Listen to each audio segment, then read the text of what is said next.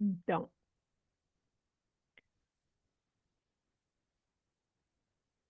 então, nós vamos dando início à nossa reflexão de hoje,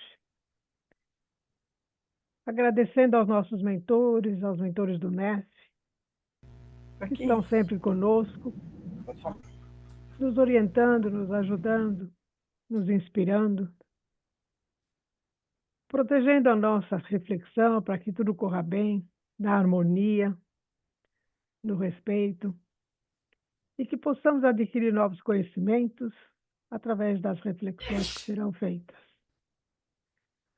Agradecemos também a Jesus, nosso Mestre, e a Deus, nosso Pai, que nos iluminam com suas luzes, nos dando a oportunidade de conhecimento e de aprendizado cada vez mais profundo. Que assim seja, graças a Deus. Graças a Deus. Bom, o Luiz Manuel ele já esteve aqui conosco, não é a primeira vez que ele está aqui, né? Mas para quem não conhece, ele é livre-docente, doutor e mestre em Direito Administrativo pela PUC, professor de Direito Administrativo e Fundamentos de Direito Público da PUC, juiz de direito, publicou vários livros. E ele também é co-líder do grupo de pesquisa Sistema de Justiça do Estado de Execução, vinculado à faculdade da PUC, também de Direito da PUC. Né? Então, o Luiz hoje vai trazer um tema muito interessante para nós, de filosofia, que a gente estuda tanto, nos debruçamos aí na filosofia, principalmente na espírita, né? Que tem tudo a ver para o nosso conhecimento e para o nosso caminho aí, tá bom? Luiz Manuel, com você. Você está mudo. Consegue Eu, me ouvir? sim. Me Sim. ouve bem? Uhum. Então, boa noite a todos.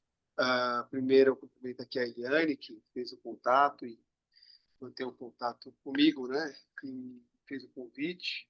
Agradeço o convite por vir aqui conversar com vocês sobre um tema que não é espírita, um tema de filosofia política e um tema de direito, de teoria geral do direito, teoria geral do Estado, direito constitucional, né? Mas, sobretudo, partindo aqui da filosofia política, da ciência política, formação do Estado de Direito no século XIX, que eu acho que é um tema relevante, é um tema importante, na medida em que eu costumo encontros dessa natureza, como acontece também lá na Seara, quando me convidam, eu não falo especificamente de um tema espírita. Acho que isso fica para o grupo de estudo de vocês, para os encontros, debates que vocês fazem, mas eu posso, nos convites que me são feitos, eu sempre ofereço algum tema dos meus estudos para que possam ouvir, pensar e refletir em que medida se associa a, a uma formação intelectual, a um aprimoramento intelectual permanente de vocês, né? Esse tema é um tema que é absolutamente relevante nos debates políticos e jurídicos contemporâneos no Brasil e no mundo inteiro, que é a compreensão do que é a direita e a esquerda, né, como fenômenos políticos, independentemente de análise partidária de um país ou de outro, mas como um fenômeno político que existe desde o século XIX. E como em tempos de redes sociais, comunicações que circulam por espaços mais variados e opiniões as mais variadas, muitas coisas se perdem, né, ao longo do caminho em termos de referência científica. Minha proposta nesse encontro aqui é bem simples, é mostrar um processo histórico da formação do pensamento à direita e à esquerda, os significados que foram se articulando ao longo da história e, especialmente, a conexão com a ideia de democracia, aí sim pensando nas bases do pensamento jurídico, né, contemporâneo, na idade contemporânea, o chamado Estado de Direito. Então, dando já um spoiler do que vai ser o nosso encontro aqui, pelo menos da minha parte, a ideia é traçar um panorama histórico da definição científica de esquerda e direita para a filosofia política e como esses temas eles se relacionam com a ideia de democracia, na perspectiva do direito, né? E a origem dessa formação do pensamento político, identificado como esquerda e direita, tem uma referência muito clara nos estudos de ciência política e filosofia política. É a chamada Revolução Francesa, 1789. A Revolução Francesa é considerada pela historiografia, pelos historiadores, como um momento de virada da chamada Idade Moderna para a Idade Contemporânea. A Idade Moderna, que era marcada pelo Estado absolutista, o Estado no qual alguém exercia o poder por conta de um fundamento divino, alguém era rei ou rainha, porque Deus escolheu ele, ela, aquela família, para poder exercer esse poder, e exercia o poder de uma forma absoluta, por isso monarquia absolutista, por isso que a sociedade se organizava em estamentos, né? Nobreza, clero, povo. Uma parte da nobreza era destacada como representante divina na terra, uma parte do clero apoiava e legitimava essa nomeação da família, exercendo o poder, então, nessa sociedade, que era uma sociedade estamental, estamentos, né, nobreza, clero e povo, com poder muito concentrado na mão de alguém, que era o rei, a rainha, por esse fundamento divino. E a Revolução Francesa é um marco no qual já havia antes algumas manifestações importantes, na Inglaterra, um século antes, na independência das colônias inglesas na América, formando os Estados Unidos, alguns anos antes também, mas a Revolução Francesa é considerada como um marco de virada para a chamada Idade Contemporânea, onde a forma da sociedade se organizar passa a ser em classes sociais, não mais estamentos, né? Classes sociais, e existe uma ideia muito forte de divisão de poderes, e o reconhecimento de que a tal soberania não seria um poder que viria de Deus, mas um poder que decorre do povo, o povo que se organiza e por seus representantes, com uma divisão de poderes, o poder exercido naquele território.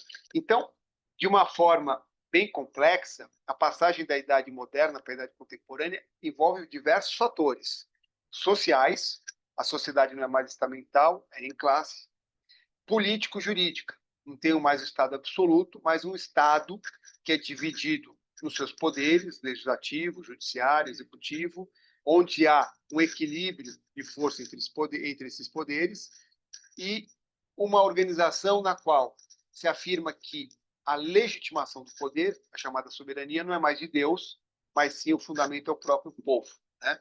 É do povo que sai a legitimação do poder. Lógico que essa passagem do século XVIII para o século XIX, ela não é linear, não é simplesmente um progresso constante. Há idas e vindas nesse processo.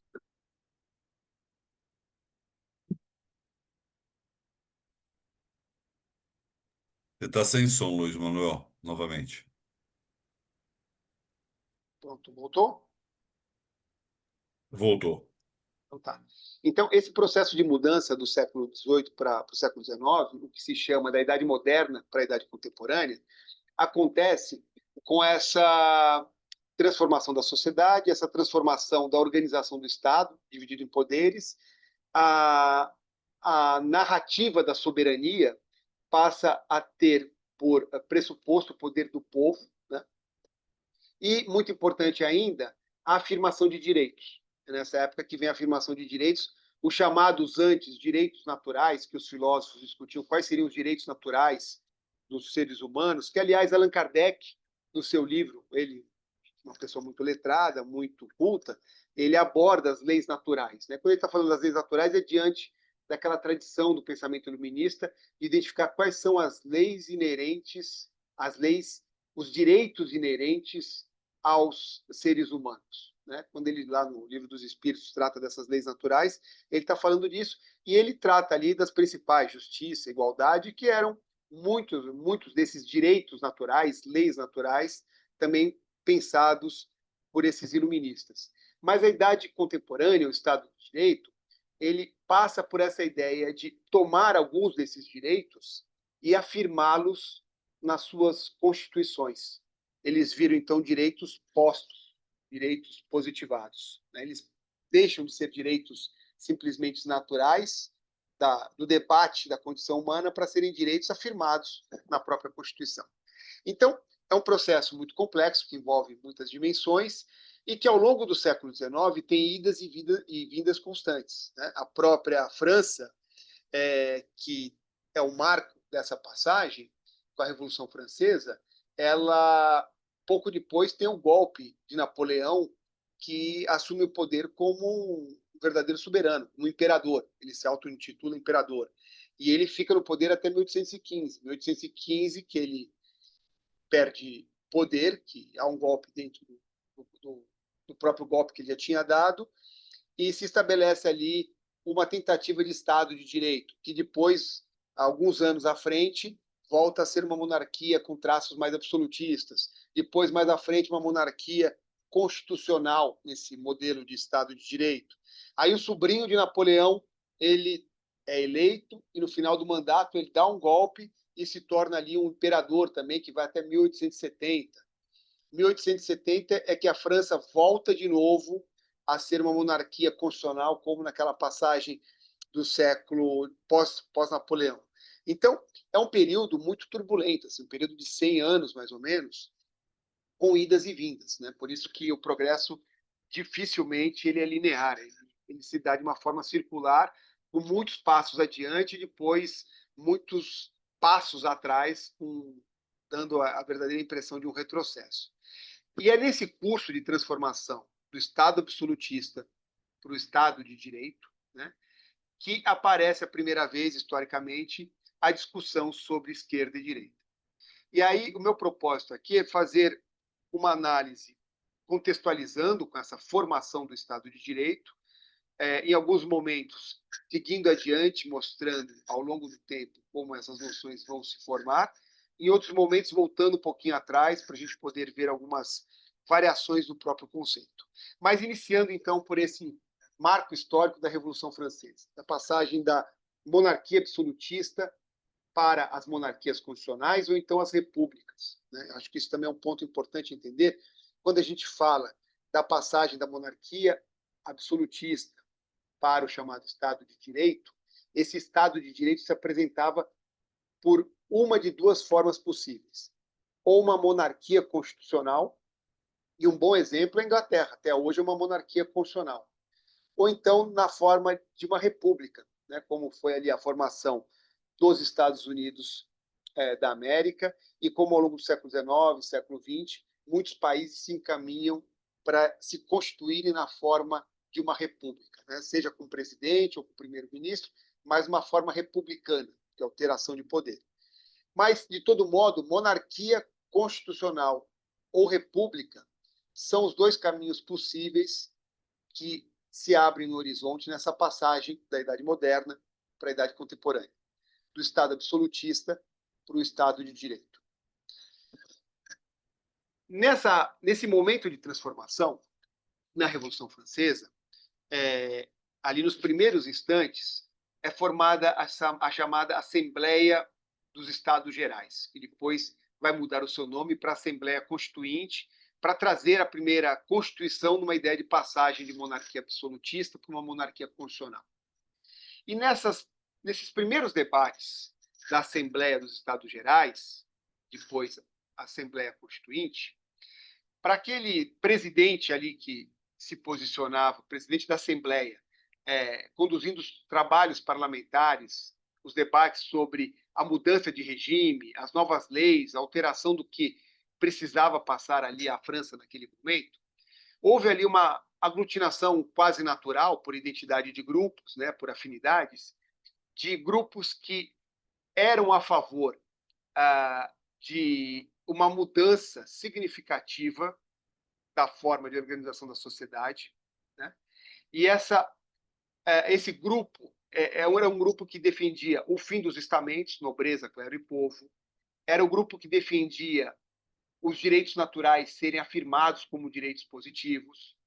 Era o grupo que defendia o fim dos privilégios tributários, então, para a nobreza, né, e que esses privilégios não continuassem para grupos nenhum. E esse grupo se sentava na perspectiva de quem conduzia ali os trabalhos, do presidente da Assembleia. Esses grupos se reuniam ali à esquerda dele, né, os grupos políticos. Já à direita se reuniam os grupos políticos que preferiam quase que manter o status quo, manter ali a situação como se encontrava, né? Que ali tivesse o mínimo de intervenção, o mínimo de modificação possível, né? Então, à direita estava aqueles que defendiam o poder de veto do rei, que o rei ainda pudesse, em qualquer lei aprovada, ter um poder absoluto de veto, quase que mantendo os traços históricos ali da monarquia absolutista. E, do lado esquerdo, estavam aqueles que defendiam que o rei deveria ter limitações desse poder de veto, né? O rei não poderia vetar aquilo que a própria Assembleia havia aprovado, né? Então, direita e esquerda se organizavam numa perspectiva da mudança da vida política, da vida social. À esquerda estavam aqueles que queriam uma mudança significativa, à direita aqueles que queriam manter a situação com o mínimo de alteração possível. É assim que começa a se falar em partidos à esquerda, partidos à direita, né? Em identidades políticas à esquerda e à direita. Nessa passagem do século XVIII para o século XIX, aqueles que queriam modificações, aqueles que queriam preservar a situação. Quando os Estados Gerais foram dissolvidos e a monarquia foi derrubada, surgiu um regime popular temporário, surgiu uma Assembleia pré-constituinte na França e dois grupos muito claros se formaram, além de outros menores, outros grupos políticos importantes, mas dois muito claros se formaram. Eram chamados girondinos, que eram aqueles que estavam à direita, que desejavam reformas graduais, desejavam a manutenção do regime de propriedade, como vinha da monarquia absolutista, e havia do lado esquerdo os jacobinos, aqueles que pregavam uma revolução popular, defendiam a ideia de uma democracia com participação direta, sem intermediários, queriam uma reforma agrária radical, né? A expulsão, e muitos deles radicalizavam, pedindo assassinato de nobres e de clérigos, né? Então, a gente já tinha ali, já nos anos que se desdobravam, uma identidade ainda mais forte, né? Uma ideia de uma reforma gradual com os girondinos e uma reforma radical com os jacobinos, o grupo à direita e o grupo à esquerda. Então vejam que já tem uma primeira modificação do momento original. O momento original era saber: o rei pode vetar tudo que está sendo debatido aqui? Quem achava que sim, eram aqueles que estavam à direita. Quem achava que não adiantava ficar discutindo alterações legislativas e o rei alterar tudo, era a esquerda. Isso se altera nos anos seguintes para o movimento ali à direita aceitar reformas, mas de forma radical, gradual, e grupos à esquerda, principalmente os jacobinos, radicalizarem ainda mais a sua perspectiva de poder. Então já tem uma primeira modificação, né? Bom, já falei antes, deve ser de conhecimento de todos, depois veio Napoleão dá o golpe e começa ali uma visão expansionista de um império, né? O Império Francês, na visão de Napoleão Bonaparte. E ele, com o movimento dele, naquilo que interessa ao tema aqui do nosso encontro, ele acabou por provocar uma internacionalização desses termos, esquerda e direita. Mas aí, o que correu na época, já então, começo do século XIX, foi a associação do pensamento político esquerda com a ideia de república, e o pensamento político direita com a ideia de monarquia. Então, vejam, já temos um terceiro momento, um terceiro estágio, em mais ou menos aí 15 anos, pouco menos de 15 anos, novas definições para a esquerda e direita. Agora, a esquerda, na internacionalização dessa primeira corrente de ideias políticas, esquerda associada à república, os que defendem uma república, direita associada a quem defende uma monarquia, né? Mesmo nas colônias, sob dependência, então, de algum país europeu, no século XIX, quem mantinha laços com o colonizador e era favorável à manutenção do país como colônia, passou a ser identificado em seu determinado país como sendo de grupo político de direita. Quem pretendia romper os laços com o colonizador, identificado como grupo político à esquerda. Então, vejo que é mais uma camada de definição na distinção esquerda e direita. Direita, manutenção da relação com o colonizador, esquerda, uma ruptura em relação ao colonizador. Né? No final do século XIX, virada para o século XX, na época dos primeiros movimentos operários com força, né, os parlamentos europeus passaram a ser considerados de direita quando os partidos predominantes eles defendiam o regime liberal, o liberalismo, sem proteções aos trabalhadores, enquanto esquerda foi uma definição política que passou a ser associada para aqueles que, defendendo ali o pensamento liberal, o liberalismo, se opunha a essa ideia e defendia a proteção dos trabalhadores. Então, veja que no final do século XIX e século XX, falar em esquerda e falar em direita parte do mesmo pressuposto, que são grupos políticos dentro de um pensamento liberal. Liberal por quê? Porque o liberalismo do século XIX, também é outra ideia política que é muito corrente, né? Liberal, liberalismo.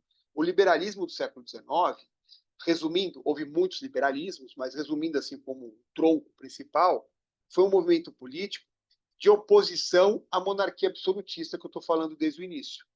Um movimento político no qual se defendia a soberania do povo, não a soberania de Deus, a afirmação de direitos, os direitos naturais, as leis naturais que fala Kardec, por exemplo, precisam estar escritas, afirmadas em constituições, né?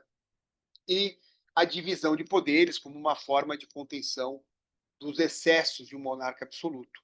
E esses liberais, eles continham grupos políticos no espectro à direita e no espectro à esquerda. Os dois espectros eram possíveis dentro daqueles que se opunham ao movimento monarquista, né? Monarquista absolutista. Porque o que importava aqui, para a definição de direita e esquerda, agora 100 anos depois da Revolução Francesa, era saber se, dentro do seu discurso político, havia proteções especiais aos trabalhadores, aí seria um grupo à esquerda, ou não defendendo qualquer tipo de proteção especial aos trabalhadores, um grupo à direita, né, no espectro político. O século XX ele tem essa marca muito importante até mais um momento de virada, uma virada relevante, que é a Segunda Guerra Mundial. Pós Segunda Guerra Mundial, nós precisamos contextualizar, lembrar que a Europa ficou destruída, né? Algumas cidades na Europa chegaram a ter 70%, 80%, 90% das suas estruturas, prédios públicos e privados, completamente destruídos. Em alguns países, estima-se mais de 50% a destruição de todas as suas florestas e matas, né? Foi um período, os primeiros 5 anos pós-Segunda Guerra Mundial, um período de uma profusão sem precedentes do número de órfãos, né? De crianças completamente perdidas, sem pais nem mães. Um número recorde sem precedentes de registro histórico de séculos, de número de mulheres estupradas, violentadas. Então, foi um tempo de barbárie total, ali pós-Segunda Guerra Mundial. Não estou falando da guerra, estou falando pós-Segunda Guerra Mundial. E foi nesse período de reconstrução dos países europeus que o modelo de estado de bem-estar social, o que é um estado de bem-estar social? E aqui eu acho que já deve estar falando para vocês que eu estou integrando conceitos de filosofia política, ciência política com direito, né? Com direito constitucional, teoria geral do Estado.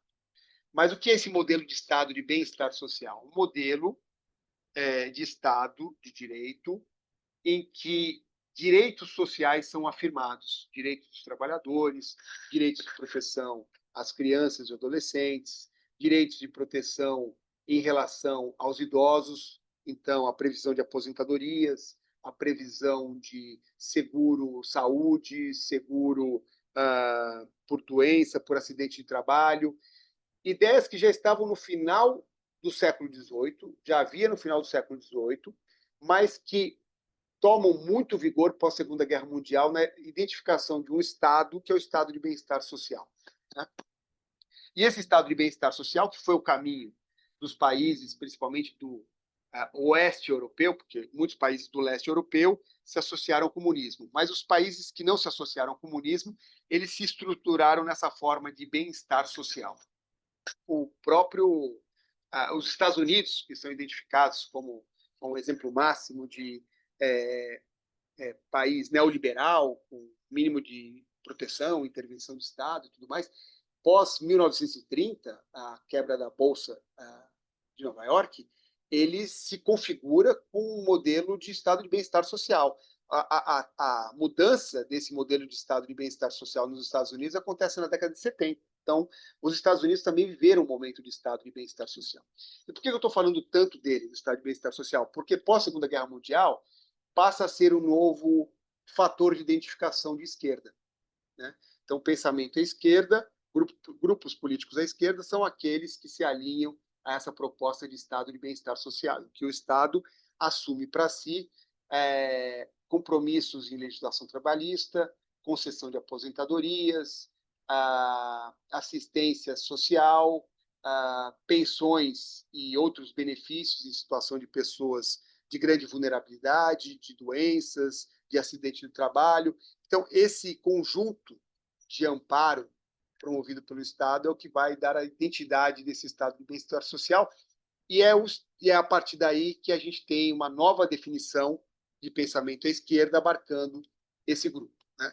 Lógico que, para quem se interessa e gosta do tema, há muitas variantes. Eu estou tentando pegar aqui mais ou menos um tronco comum, aquilo que é um consenso que é predominante na abordagem do tema. Né? Mas tem, lógico, algumas variações em relação a isso. Mas é nesse período pós-Segunda Guerra Mundial, e aí, então, a partir da década de 60, que, dentro de uma ideia de Estado de bem-estar social, de narrativas, mais uma vez, pensando em mudança, em progresso, é que há novos grupos que vão surgindo e vão se associando e se identificando e sendo identitários de movimentos à esquerda. Né?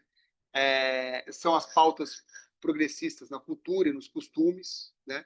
Então, a discussão a partir da década de 60 e 70 sobre aborto, liberalização das drogas, a oposição à perseguição de homossexuais, né? Contra a segregação racial. Então, são todos esses temas que vão se associando a essa identidade política da esquerda. Né? Então, os temas do liberalismo clássico, eles surgem, mas eles surgem com esse viés progressista nessa pauta de costumes. Né? Bom, o que eu queria identificar com vocês aqui, nesse primeiro panorama histórico, terminando uma primeira fase da minha apresentação, o que eu queria mostrar para vocês são alguns critérios agora que são equivocados para a gente pensar na distinção direita e esquerda. Né? Critérios que isoladamente são equivocados, têm razões históricas, por tudo que a gente viu, mas eles são equivocados para a gente poder identificar, dizer apenas por isso se é algo à esquerda ou à direita, dentro de um movimento político. Né? Primeiro, a ideia de que a direita sempre quer a manutenção do que está, e a esquerda sempre quer a transformação. Então, eu identificaria a direita e a esquerda tentando olhar se a política que apresenta, a ideia que defende é uma modificação ou é uma manutenção. Se for uma manutenção, é direita, se for modificação, é esquerda. A gente viu que lá na Revolução Francesa, e nos primeiros anos, era esse o elemento de identidade. Né? Quem queria mudança era o grupo à esquerda. Quem queria manter ou segurar era a direita. Então fica esse eco do passado. Mas isso não é suficiente. Nos últimos, pós-Segunda Guerra Mundial, isso não é suficiente. Porque há muitas situações em que a direita, sobretudo quando toma o poder, o que ela quer fazer é modificação. Eu vou tomar um exemplo. Lógico que num encontro desse a gente tem que procurar focar nas definições científicas, no percurso histórico, e evitar debates mais contemporâneos que às vezes tiram o foco e a própria disposição dos ouvintes em prestar atenção em todos esses conceitos. Mas eu vou ter que ilustrar de vez em quando para não ficar só em abstrações. Vamos pensar no Trump nos Estados Unidos, né? Ele se intitula, e acho que não há dificuldade nenhuma, ele se intitula como sendo de um movimento político à direita, né? E o que ele tem feito desde que ele tomou o poder para cá são modificações em todos os campos, na cultura, educação, economia, né? Para quem o admira ou para quem tem repulsa dele, de todo modo é inevitável reconhecer que há mudanças acontecendo, né? Então vejam, a ideia de que a esquerda quer mudança e a direita quer a manutenção nem sempre é assim, né? Numa sociedade onde há repreensão sexual, onde há uma perseguição a casamentos homoafetivos, postular uma modificação e um acolhimento e a igualdade das relações heteroafetivas e homoafetivas é uma mudança. Nas sociedades em que isso está estabelecido e querer mudar para proibir casamentos homoafetivos é uma mudança. Então, só o fato de querer mudar não é elemento para poder identificar esquerda e direita, né? Outro equívoco grande é que o movimento conduzido, né? Movimento conduzido especificamente por trabalhadores se identifica sempre à esquerda. Nós vimos que isso tem um eco, tem uma razão de ser, que são os movimentos operários do final do século XIX, começo do século XX, que ali estavam identificados à esquerda, né? Mas nos dias de hoje nós temos várias pautas que são pautas identificadas pelos critérios atuais como pautas da direita, que são fortemente defendidas por classes trabalhadoras. Por exemplo, a recusa às proteções trabalhistas e a defesa de pejotização, da ideia do profissional autônomo sem vínculo trabalhista, há classes trabalhadoras, há grupos de trabalhadores que defendem essas ideias, né? Então, só a questão de saber quem mobiliza a pauta política, se são trabalhadores ou não, também não é um critério suficiente, né? E aí, o que me parece o maior equívoco, esse, de fato, é o maior equívoco que circula em termos de compreensão do que seria a esquerda e a direita, e é com esse equívoco que eu vou finalizar a primeira parte e fazer uma síntese para que a gente possa se situar, seria a ideia da liberdade.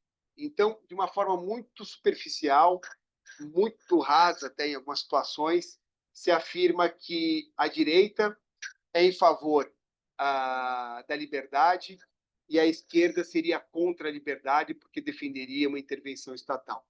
Esse é um equívoco muito grande, né? Vejam, em relação à política de drogas, grupos políticos à esquerda defendem o quê? A não intervenção do Estado. Grupos políticos à direita defendem uma forte intervenção do Estado, né? Controle de redes sociais. Então, estou pegando agora temas contemporâneos. Em muitos países, grupos políticos à esquerda e à direita defendem o controle de redes sociais, principalmente em relação à ideia da proteção de crianças e adolescentes, né? Em outros países, nós temos grupos à esquerda defendendo e grupos à direita contra, né? Então, pensar na liberdade como critério de distinção de esquerda e direita é um grande equívoco. Na verdade, na extrema esquerda e na extrema direita, nós não temos liberdade, né? O que faz a métrica andar para a esquerda ou à direita não é a liberdade. A falta de liberdade está presente em regimes à extrema esquerda e à extrema direita. E aí, pegando exemplos históricos, a União Soviética de Stalin era um regime de esquerda, extrema esquerda, e não havia liberdade. A Alemanha nazista era um regime de extrema direita e não havia liberdade, né? Então, dado esse panorama histórico e apontados esses não critérios de definição de esquerda e de direita, o que a gente pode falar em termos de conclusão? né, conclusão do pensamento político esquerda e direita. As definições sofrem uma influência do local e da época. Sofrem uma influência da questão que é debatida, né? Então, esquerda e direita, no momento do seu surgimento na Revolução Francesa, teve um significado. Poucos anos depois, outro. Com a internacionalização e a relação com as colônias, um outro significado. Com os movimentos operários, uma outra camada ainda de significados. Pós-Segunda Guerra Mundial, nós vimos, com a formação do Estado de bem-estar social, uma identidade mais clara, vem uma outra camada de significados, né? O que faria, então, de tudo isso, o que seria, então, critérios contemporâneos para a definição do pensamento político à esquerda e à direita? Ou uma outra pergunta importante, talvez, para a gente tentar se encaminhar para uma definição mais clara.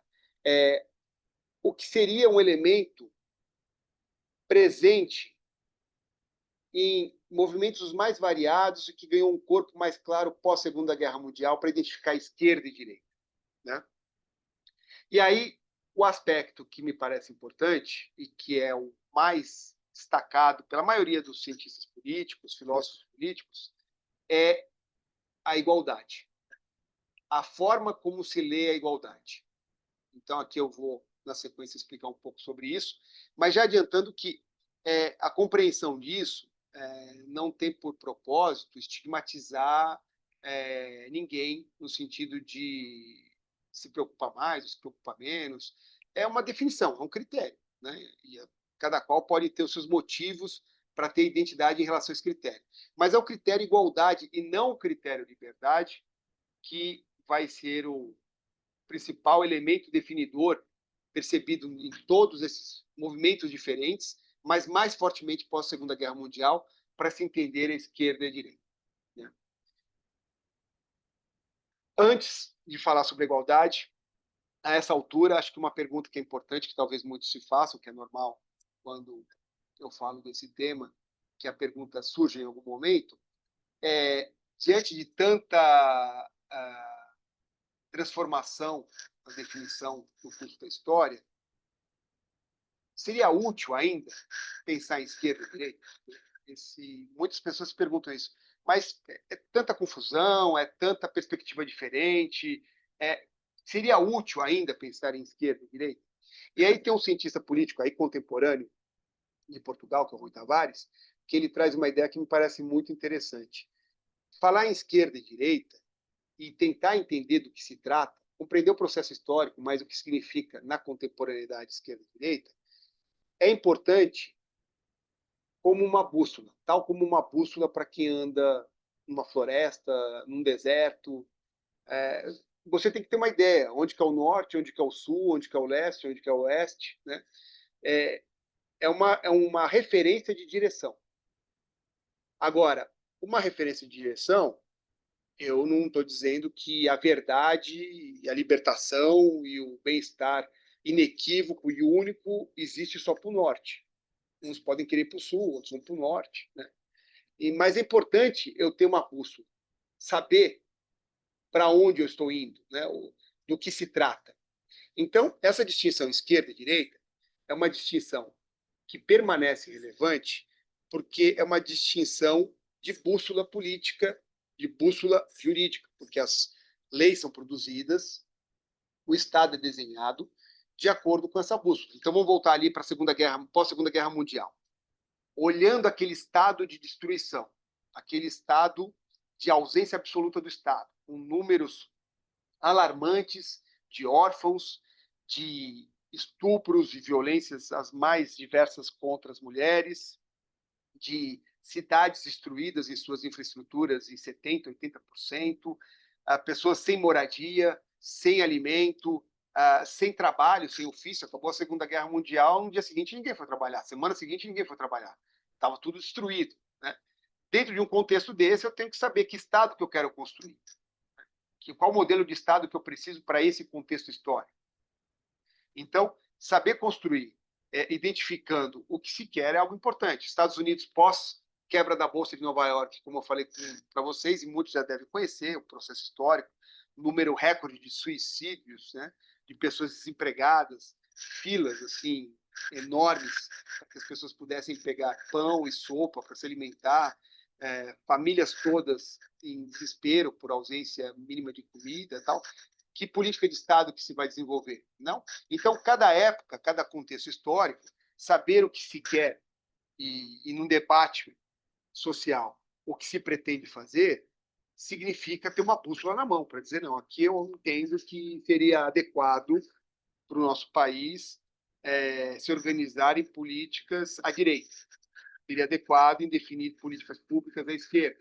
Essa tomada de decisão, que parte do debate democrático, acho que aqui começa a ficar mais clara até a proposta do tema e aquilo que eu falei para vocês no início. Pensar que o espectro político à esquerda e à direita existem perfeitamente dentro de um espaço democrático. Onde se perde a democracia não é no posicionamento à direita ou à esquerda, é no posicionamento dos extremos, da extrema-direita e da extrema-esquerda. Mas num horizonte à direita e à esquerda, é um horizonte que tem espaço democrático. Espaço democrático para se escolher, como eu falei agora há pouco, para o seu tempo, para o seu contexto histórico, para o seu momento, o que se pretende para o seu país, para a sua sociedade, diante daquilo que se está vivendo. Né? Então, respondida aqui a pergunta que eu apresentei, pelo menos pela minha perspectiva, de que sim, é importante o debate de entender o que é esquerda e direita, que se trata de uma bússola para saber para onde eu estou indo, para onde estamos indo, para onde eu quero ir. Né? Qual seria, então, o elemento definidor disso? O elemento definidor é a ideia da igualdade. Então, a gente fez aqui todo o percurso histórico e meu propósito era chegar aqui na finalização do primeiro ponto, entendendo que não é a liberdade que define esquerda e direita, mas a forma como se olha para a igualdade. Eu vou começar aqui a segunda e última parte da minha fala, que é mais breve, inclusive, essa última parte, tentando explicar um pouco como que a igualdade, então, é um elemento balizador dessa definição esquerda e direita. E aqui vem uma explicação que acho que ajuda a entender muito a dificuldade de definição de política esquerda e direita, porque não é apenas o aspecto histórico que eu trouxe para vocês. Porque aspecto histórico, bem ou mal, conhecendo, a gente tem uma sucessão de eventos, e numa sucessão de eventos com idas e vindas, a gente, em algum momento, se contextualiza no momento presente e entende, para o momento presente, o que significa esquerda e direita seria isso e pronto. Né? Mas a questão que leva a uma dificuldade em todos os tempos, mas no presente, especialmente, quando eu falo presente, estou falando pós-Segunda Guerra Mundial, nos últimos 50, nos últimos 60, 70 anos. O que leva a uma dificuldade muito grande, constantemente, na identificação do que é esquerda e direita, e mesmo eu tentando olhar para a igualdade, percebendo que é a igualdade que é o elemento, é porque não basta falar da igualdade, eu tenho que situar a igualdade em dois campos possíveis: o campo econômico e o campo social. E é aqui que a gente tem a complexidade da vida política e a complexidade da vida política depois transformada em políticas públicas pelo direito. Por quê? Porque alguém pode se identificar no campo econômico como alguém de direita, porque vai olhar para a igualdade no campo econômico de tal modo que pode ser, então, facilmente enquadrado no espectro à direita. Mas quando a gente fala de aspecto social, essa mesma pessoa pode falar, não, aí eu entendo que o ideal é tal e tal política pública, que são políticas públicas identificadas pela igualdade com o espectro à esquerda.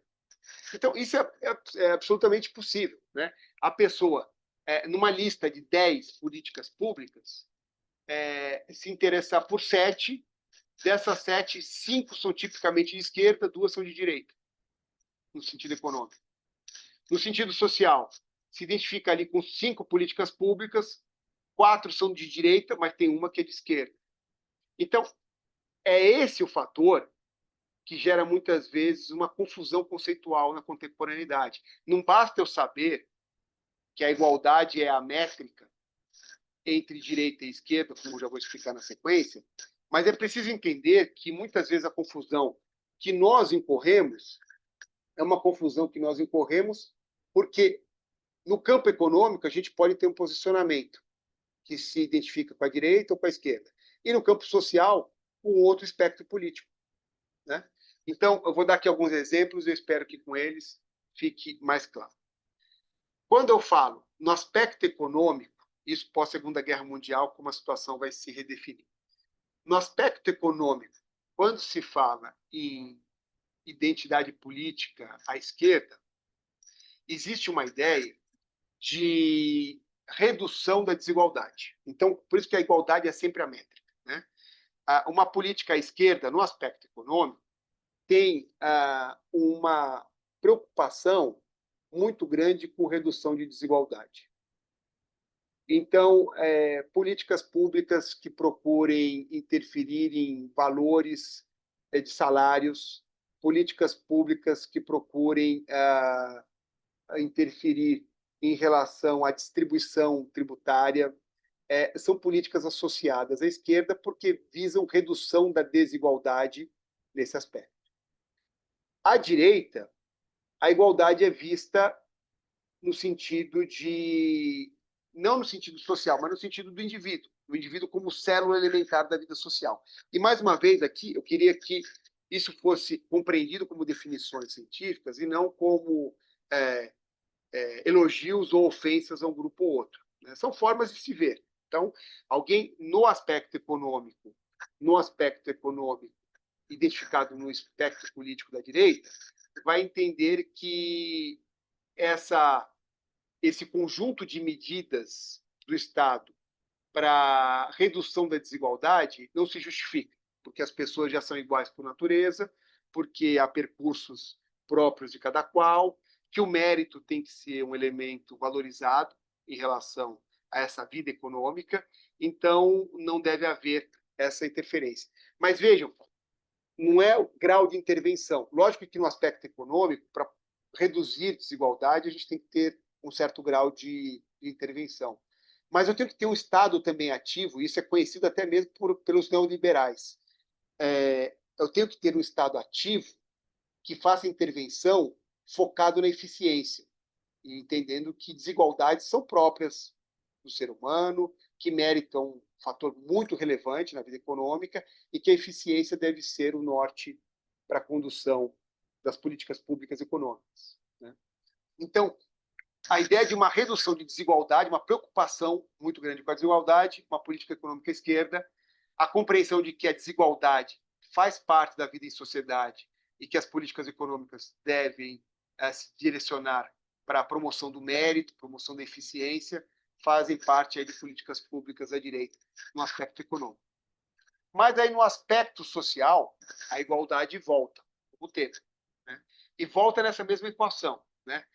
Para aquelas políticas públicas que são desenhadas pensando em redução de desigualdades, são políticas públicas que são identificadas no espectro político da esquerda, né? Então, pensando em cotas sociais, pensando em benefícios, em assistências sociais, pensando em temas de pautas identitárias de modo geral, são identidades que normalmente se agrupam dentro desse espectro da esquerda.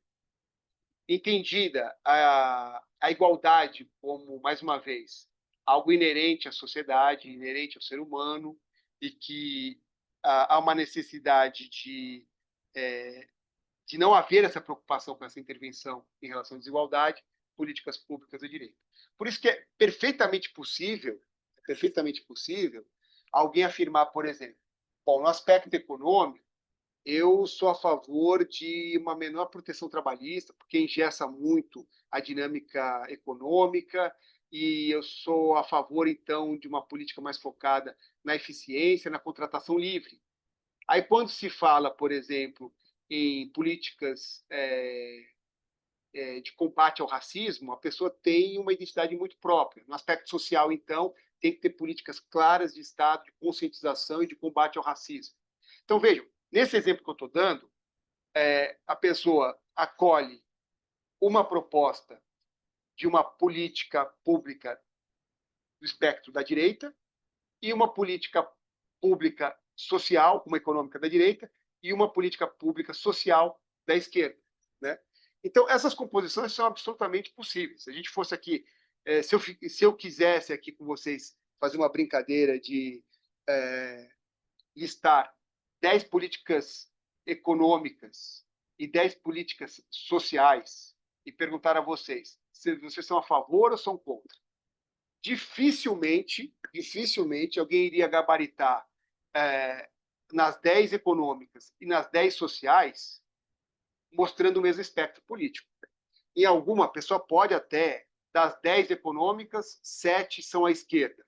Das 10 sociais, 8 são à esquerda, ou vice-versa. Mas é muito fácil que em alguma política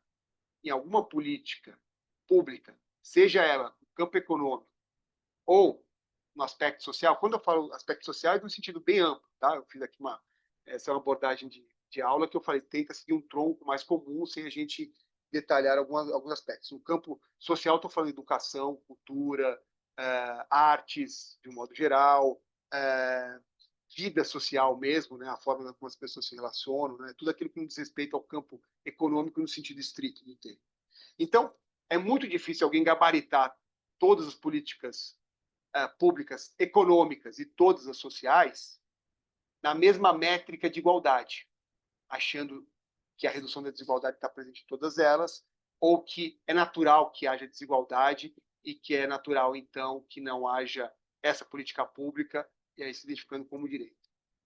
Então, tudo isso faz com que a gente perceba que o tema, mais uma vez, da direita e da esquerda, sofre uma influência muito grande da sua própria definição, de acordo com o contexto social, de acordo com o contexto histórico no qual se insere.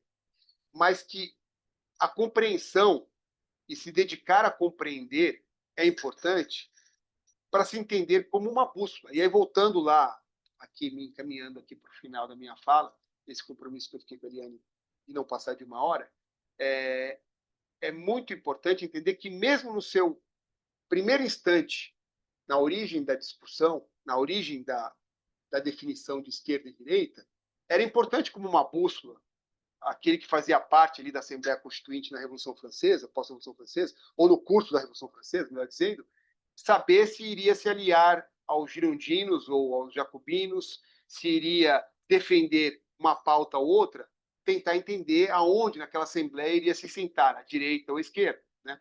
Ainda que, como acontecia muitas vezes, a pauta de um coincidia com a de outro, né? Muitas vezes tem uma convergência de interesses, né? O que é importante, e aí fazendo a finalização aqui da minha fala, e ficando aqui à disposição de vocês, é entender que a métrica da definição de esquerda e direita não é a liberdade, mas sim a forma como se olha para o tema da igualdade. E aí eu falo isso, mais uma vez eu repito, sem querer desprestigiar ou prestigiar um espectro ou outro, mas entender que cada qual tem, por leitura, uma visão sobre o papel em si da desigualdade na sociedade e o que seria adequado ser feito. Que, em muitos casos, essa intervenção pode ser uma intervenção para uma mudança, uma intervenção para alteração, que pode estar presente também à esquerda ou à direita. Não é a questão da intervenção em si, né? Mas sim, como eu falei, a questão da igualdade, que vai conduzindo o espectro mais à esquerda ou mais à direita. E que, de todo modo, em qualquer contexto histórico, dentro de uma democracia, significa um espaço, uma possibilidade de debates e de escolhas, onde esses espectros políticos eles possam ter vivência, né? Possam ser debatidos, né? E que o problema não se encontra em si no espectro político, porque vai depender, como eu disse, muito da necessidade do tempo histórico em que se vive, mas nos seus extremos. Realmente são os extremos da direita e da esquerda que levam a uma desconfiguração da democracia, né? E aí um comprometimento da própria ideia de Estado de Direito, né? Então, eram essas ideias que eu queria trazer para vocês, que vocês possam, na medida até dos seus interesses, pesquisarem, se envolverem no conhecimento deles, né? Acho que minimamente quem tem algum interesse por história e por política, né? Política que eu digo assim em termos de ciência política, né? De relações internacionais, e tal, são temas sempre muito vívidos, interessantes que merecem, que precisam o debate, tá bom?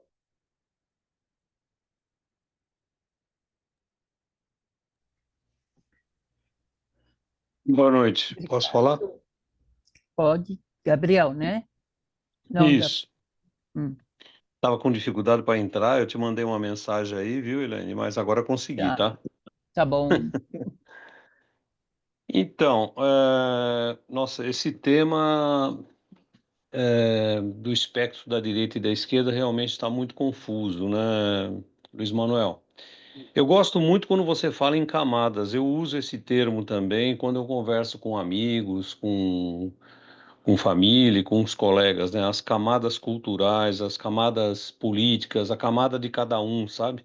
O interesse de cada um. Até que ponto essas camadas culturais influenciam para o bem do próximo ou não, né?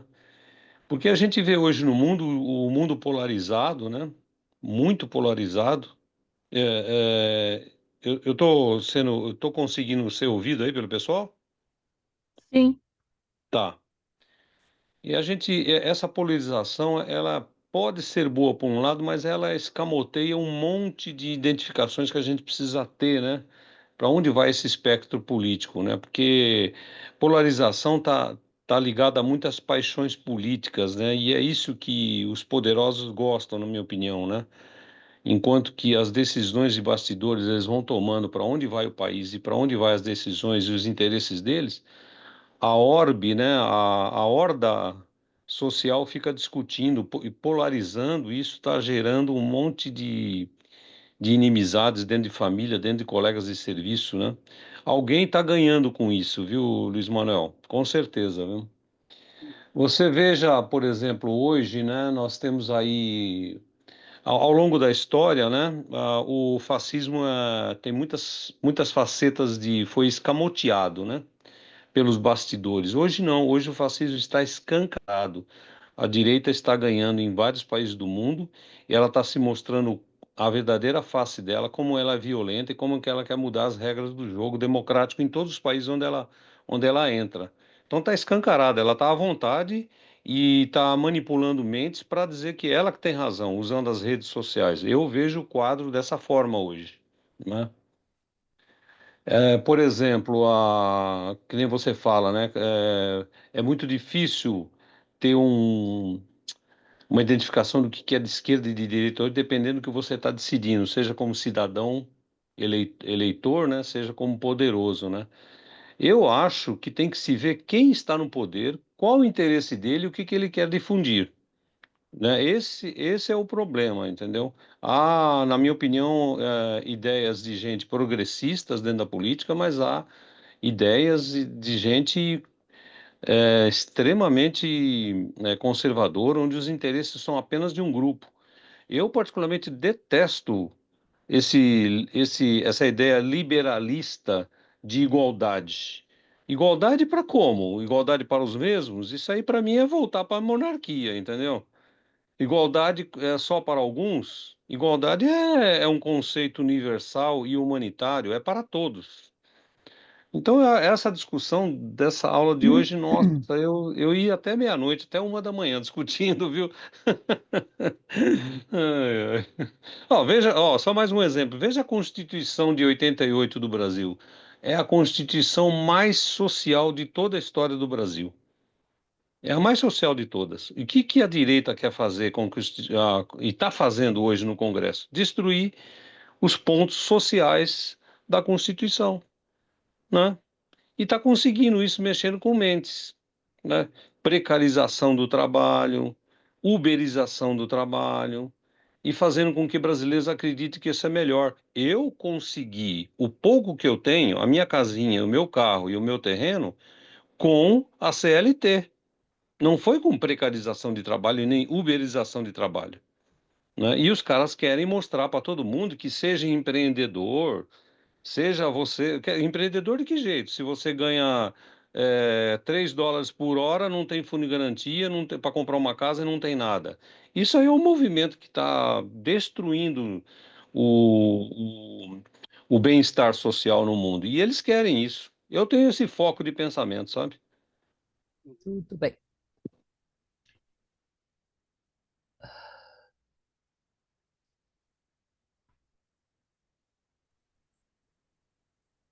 Posso? Algum pode. Quer falar alguma coisa, Luiz? Não, né? Não, Ah, tá. o tema fomenta mesmo isso, reflexões as mais variadas, né? Acho que o Uhum. importante é isso. Não são, não são debates que pretendem trazer conclusões, né? E nem definições aqui do que se deve fazer ou Uhum. que se deve pensar. A ideia foi dentro do que me foi convidado, né? Sim. Que você me convidou, trazer uma precisão maior de científica, para não ficar que vivemos uma sociedade que não são só novas gerações, todas as gerações, todos nós Uhum. nos cruzamos com muita facilidade com a capacidade de não só darmos opiniões, mas falarmos de assuntos que muitas vezes não temos a mínima ideia. Então, isso é uma sociedade na qual vem ali uma notícia sobre vacina. Eu não sou médico, mas de repente eu acho que eu posso ir lá no post e falar que isso é assim, assado, não sei o quê. Vem uma sobre tal assunto.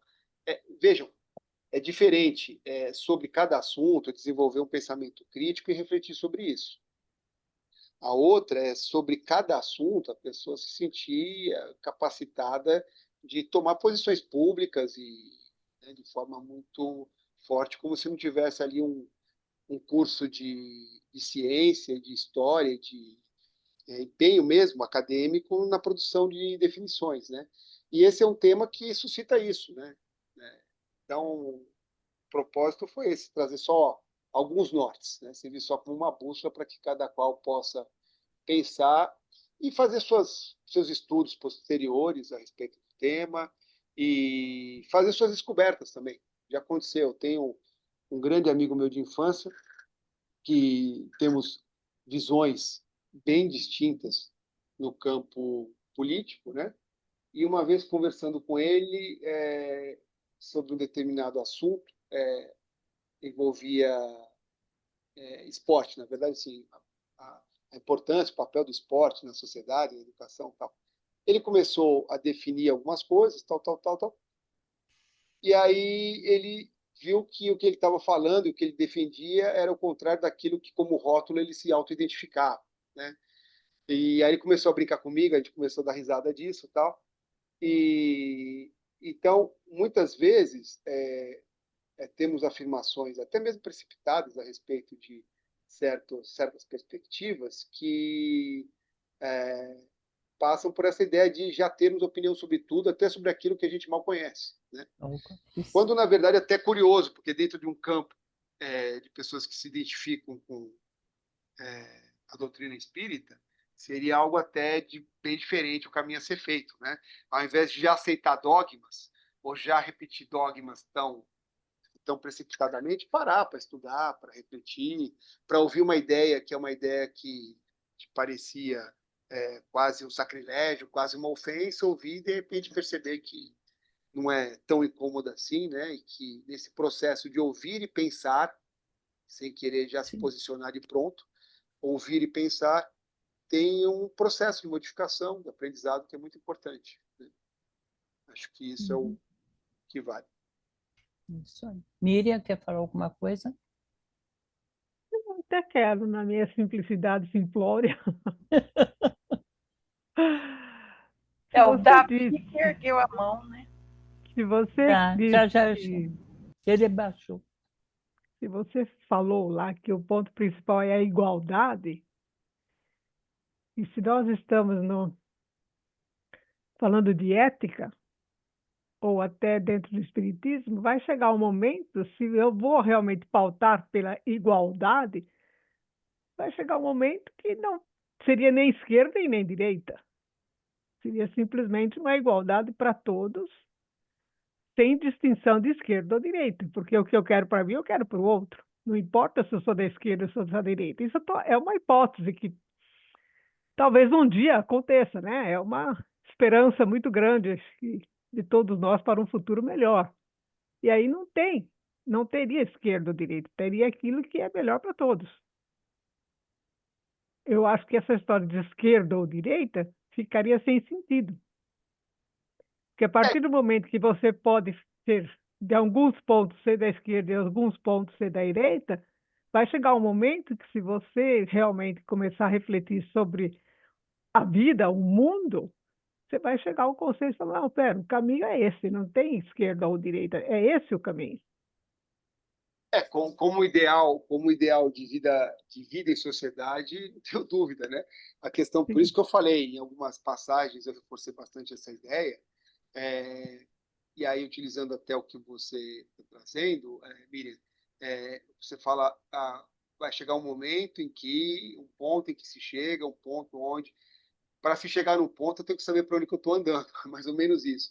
Então, hoje, reconhecer, tentar entender e tentar se descobrir, não se descobrir, vou no Instagram agora me posicionar, não é isso, é refletir no seu dia a dia, né? Quais são os caminhos com os quais você se identifica, tanto no espectro econômico quanto no espectro social, pensando no caminho em si, essa distinção, né, de esquerda e direita ainda faz sentido, né? Lógico que como ponto final concordo com você, assim, o que se deseja é que isso seja dispensável, né? Mas pensando no caminho, e quando eu falo no caminho, eu não estou estigmatizando ou criticando qualquer uma, até porque, como eu falei, dependendo do momento social e da sociedade na qual se vive, um espectro político pode fazer mais sentido do que outro, né? Então, vamos pensar numa sociedade profundamente desigual, com muita distinção social, é uma política pública que talvez faça mais sentido. Numa outra, com um nível igualitário muito próximo, poucas diferenças, vai ser outras políticas sociais que vão fazer sentido, né? No momento pós-guerra, no momento de vigor econômico do país. Então, tudo isso vai alterando e vai mudando as distinções, né? Então, uma sociedade que sai, para a gente ficar num momento mais claro, até mais concreto, uma sociedade que sai da escravização. Então, tem a abolição da escravatura. Eu acho muito difícil achar que ali naqueles 5, 10 primeiros anos se possa dizer, ó, é o seguinte, é mérito, cada um aqui, social, tal, vamos lá, cada um se vira. O sujeito, há 3, 4 anos atrás, era escravizado, né?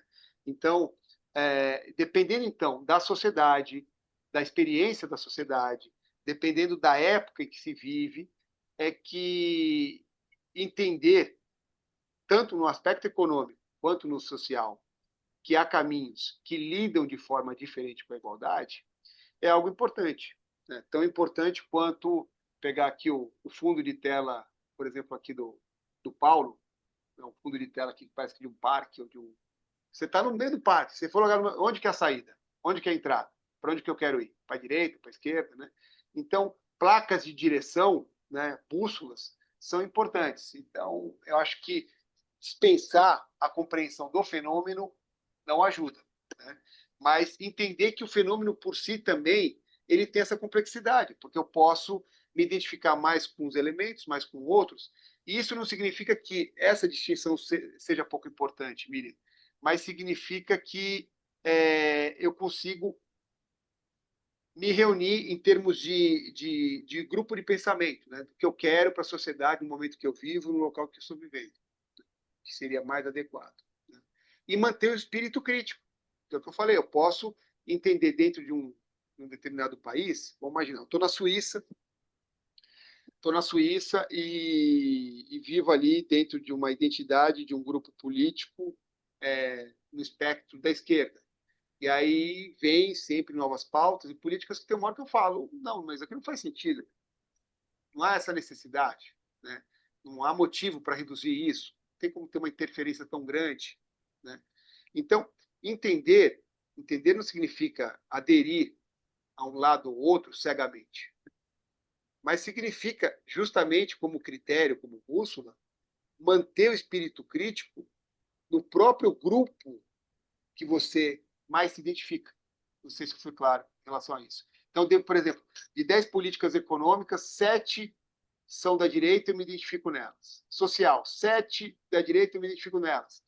Mas ainda assim é importante ter essa bússola, porque significa que nesse grupo eu ainda estou atento para ver o que está fugindo. E a mesma coisa se tivesse no espectro político da esquerda.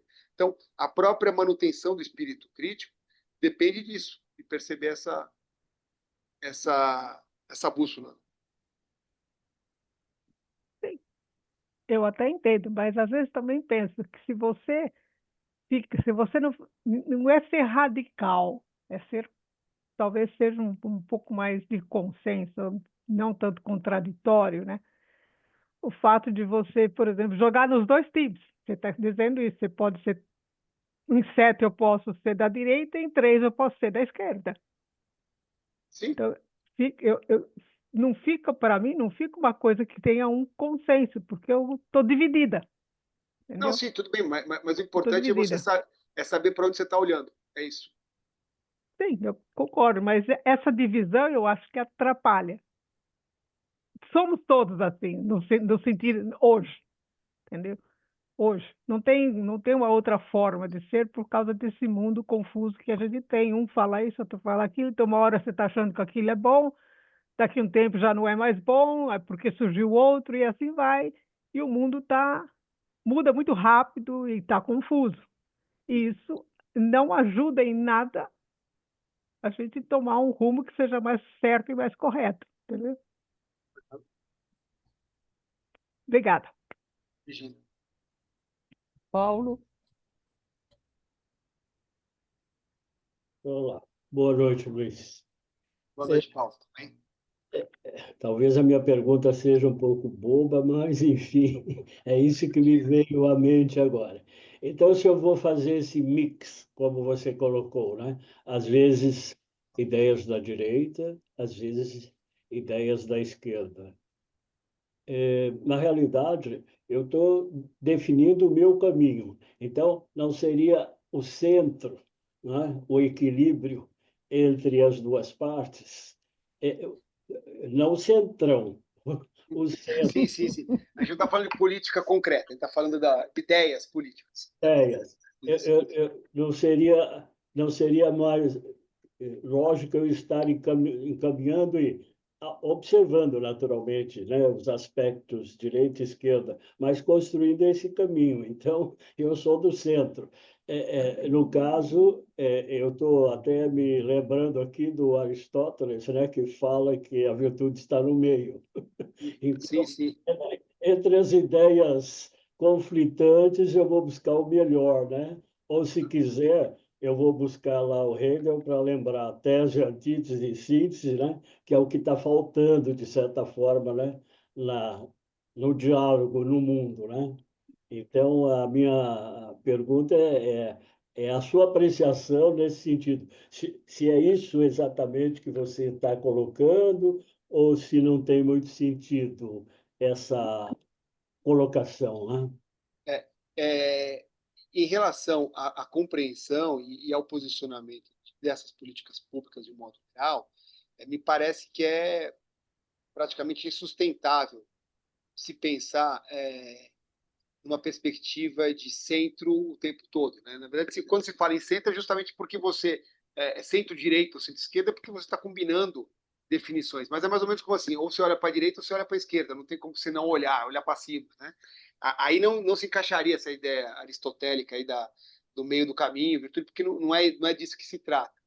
Significa entender quais são os direcionamentos. Porque em várias pautas que se apresentam,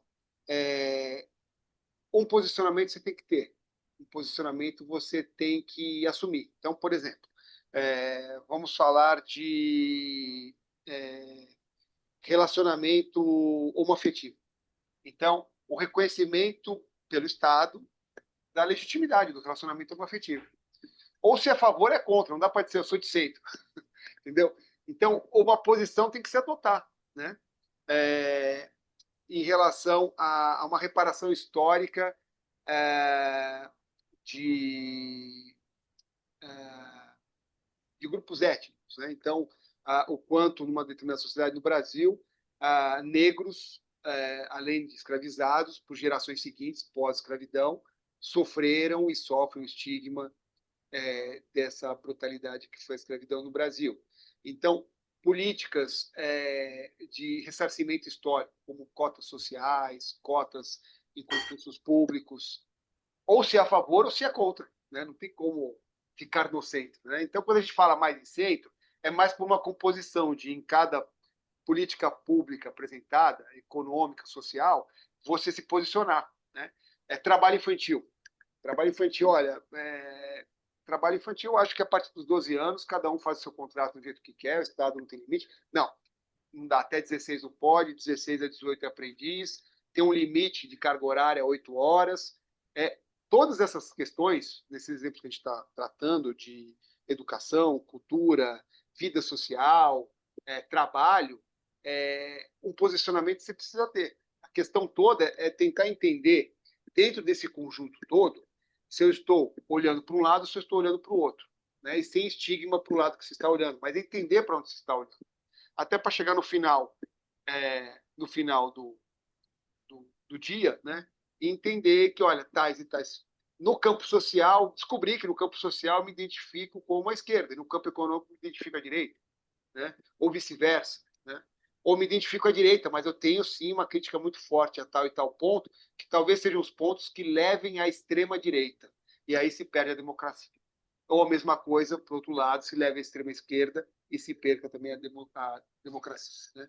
Então, quando a gente fala em ideias políticas, dentro desse escopo de orientações e como elas se materializam dentro de um Estado de direito, o olhar tem que estar jogado para um lado ou para o outro, né?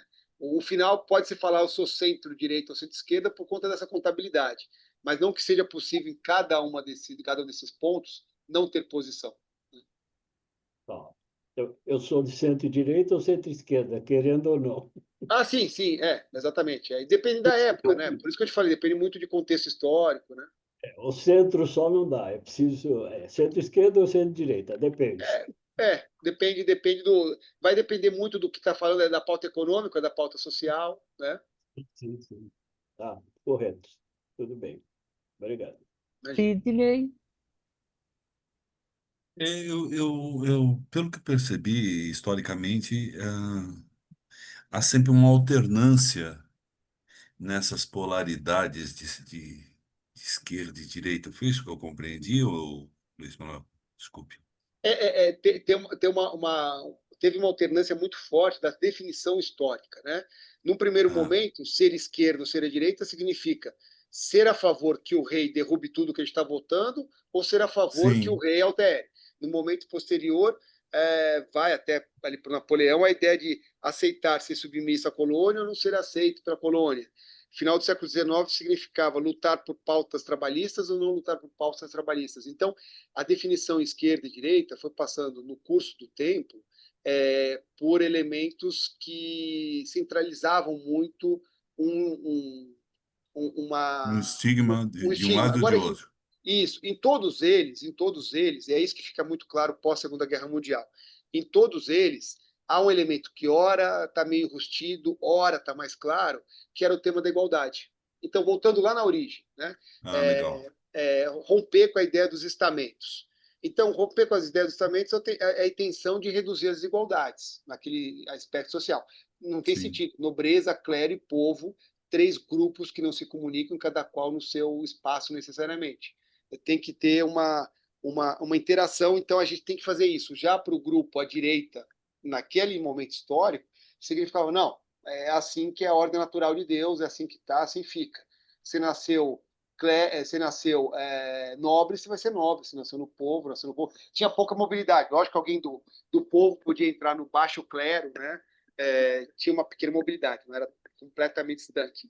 Mas, assim, o tema da igualdade sempre esteve presente. No final do século XIX para o XX, quando eu falei dos movimentos operários, nos movimentos operários era uma ideia de reduzir as desigualdades, numa época em que não havia sequer proteção quanto ao limite de carga de trabalho, eram os contratos que valiam.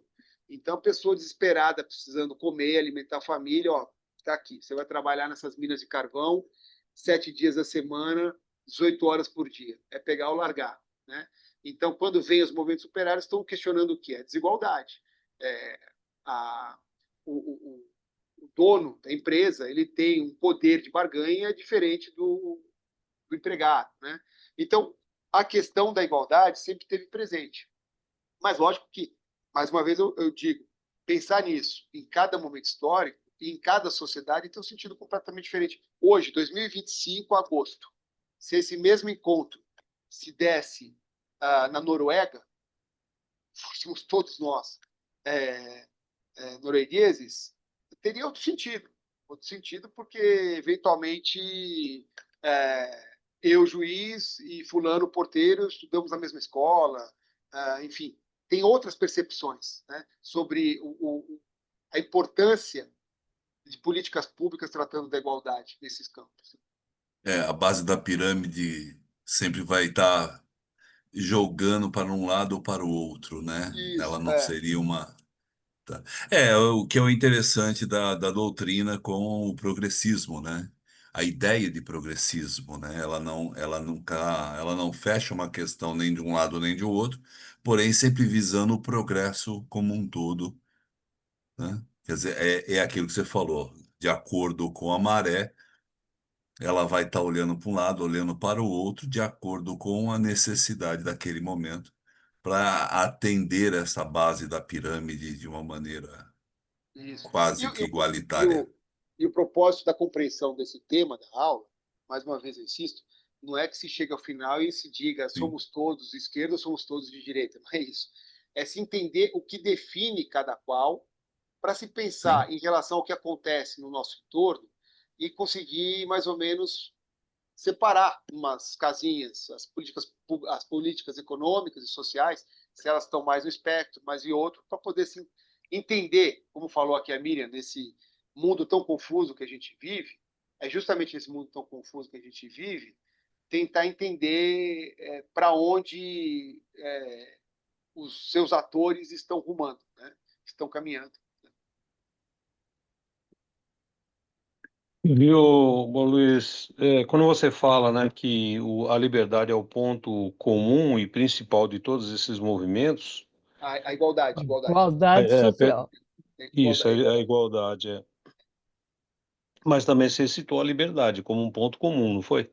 Não, quando eu falei sobre a liberdade, assim, é que teve uma ideia muito corrente, muito forte, produzida quase como estigma aí da esquerda, em Hum, que a direita defenderia a igualdade e a direita defenderia a liberdade e a esquerda defenderia a igualdade, a né? igualdade, isso. Então, isso é um equívoco. Isso é um equívoco. Uhum, Porque tá. pensar que a esquerda se preocupa com a igualdade em detrimento da liberdade e a direita se preocupa com a liberdade em detrimento da igualdade, carrega estigma para os dois lados, né? Isso daí Uhum, e tanto a extrema-direita, por isso que eu falei, tanto a extrema-direita quanto a extrema-esquerda, elas têm em comum o quê? A supressão da liberdade. A liberdade é, não está presente nem na extrema-direita, nem na extrema-esquerda. Não estava presente uhum, na Itália de Mussolini e não estava uhum, presente na União Soviética de Stalin, né? de Stalin, exato. Então, Uhum, isso eu estou falando, jogando para a história, para a gente não falar de estados contemporâneos, né? Mas uhum, atualmente é a mesma coisa. Você tem regimes autoritários à direita, extrema-direita, e regimes autoritários à esquerda, na extrema-esquerda. Então, não é a eu só queria. liberdade, é a igualdade que É, acaba sendo uhum, um preceito importante. é. Eu tenho uma visão, não é pessimista, tá? Como espírita, eu tenho uma visão otimista da evolução da humanidade, mas eu tenho uma visão realista que por muitos e muito tempo nós não vamos ainda evoluir para esse lado mais progressista e humanitário devido ao que está acontecendo hoje no mundo, né? A concentração de renda está cada vez maior. Isso já tem provas científicas e econômicas de que isso está acontecendo nos últimos 60 anos de forma acelerada. E esse é um ponto que a concentração de renda não quer saber de liberdade e de igualdade, ela quer saber de concentrar. Isso está acontecendo em todos os lugares do planeta, né? A gente vê o comércio sendo afetado, a indústria sendo afetada, as famílias sendo afetadas com o desemprego. É muita concentração de renda em poucas pessoas no planeta. Existe um artigo hoje da Le Monde que diz que O 100 famílias no planeta controlam o sistema financeiro do planeta. Isso não é igualdade, não é liberdade em lugar nenhum, entendeu? Gabriel, Hum? Gabriel, só um instantinho, eu marquei um horário com o Luiz Tá Manuel bom, desculpa e aí. nós, Imagina, não, tudo bem, a gente vai ter que encerrar. E depois, inclusive, eu vou fazer uma pergunta para o Luiz Manuel, né? Mas depois a gente conversa em outro encontro nosso. Luiz Manuel, muito obrigado. Tá? Foi muito bom te ouvir novamente, foi fantástico assim. Gabriel, me desculpa, Gabriel, mas a gente tinha que encerrar mesmo, tá bom? Beleza, minha querida, beleza. Então, tá bom. Desculpa aí. tá bom, imagina. Ah, tudo bem. Obrigado, Gente, boa noite. Obrigado. obrigado Obrigada, obrigada. mais Boa uma noite. Thank vez, you. obrigado. Obrigado, João. Obrigada a todos. Tchau, tchau. Obrigada, Luiz. Tchau, Obrigado. gente. Tchau, tchau. Obrigada. Boa Tchau, noite. tchau.